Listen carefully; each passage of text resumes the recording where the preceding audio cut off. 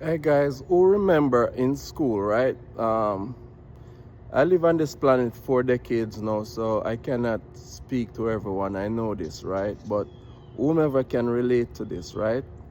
When I was going school in primary school, I used to have to repeat this. It's, I think 7:30 in the mornings, right? Just before the sun come out, just like what I'm observing now. And we would have to put our hand in the air and repeat some stuff like this. Silver and gold will vanish away, but a good education will never decay. Or, a next one that we grew up on that says, money is the root of all evil. Money is the root of all evil. I'm not saying those statements are good or bad. I'm just saying I think those pledge or those anthem can be upgraded now by using the laws of cause and effect, using the laws of understanding negative and positive. Because while that may be true, we can use that idea to do something good. For example, we could invest into silver, right? Let's say when I was doing or singing those stuff, if they taught me the idea that, look, you could have invest into silver, and at this point, it would rise into value, at least hold that coin, whatever it is, gold or silver, for 30 years, I could, use that money to do some positive. I could help my grandmother, I could help my mom, I could help my dad. I know a few people who, want to do surgery, medical surgery, a lot of people, you know, in my family would use the help. Even myself could use the help. So instead of we saying, money is the root of all evil, that's also true, but we can use that money to do some good. But why I'm also saying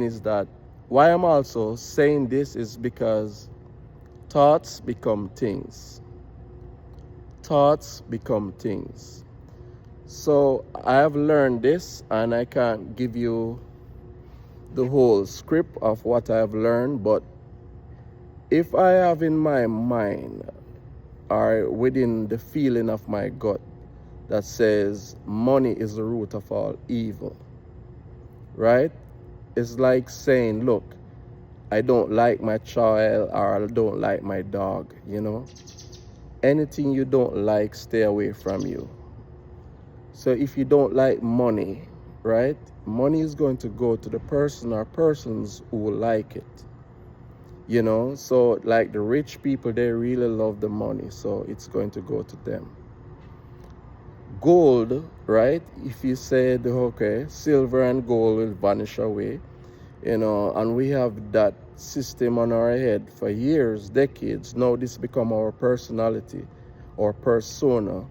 We have this frequency, sending out to the universe. Look, money is the root of all evil. Silver is the root of all evil, or and we have these things in our mind for years, decades. These things is going to stay away from you.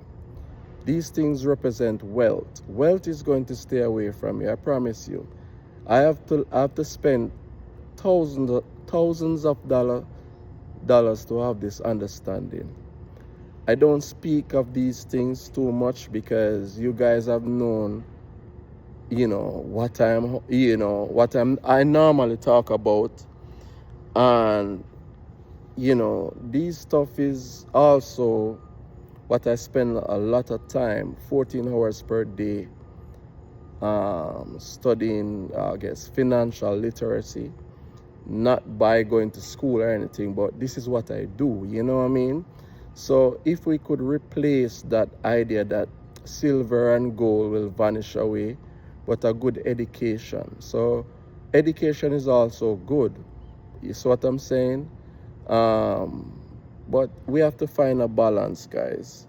We cannot dislike money. We cannot dislike gold. We cannot dislike silver. We cannot dislike wealth. Because at the same time, we're disliking wealth, right? We are in a state of emergency where we need the same wealth to help ourselves and our loved ones. So we have to find that middle ground of not chasing these things and not using it to cause pain and suffering to others, but to use it to help ourselves. But what I'm trying to get at really is that you have to change the mindset. You have to change that frequency, change that belief, right? By allowing wealth to be, allowing wealth. You're not, you don't intend to use it to hurt each other or to hurt people. Allow it, make it stay. That's what I'm saying. So again, this is not for everyone, but you know, those who like to eradicate ignorance from the mind will find this positive. One love.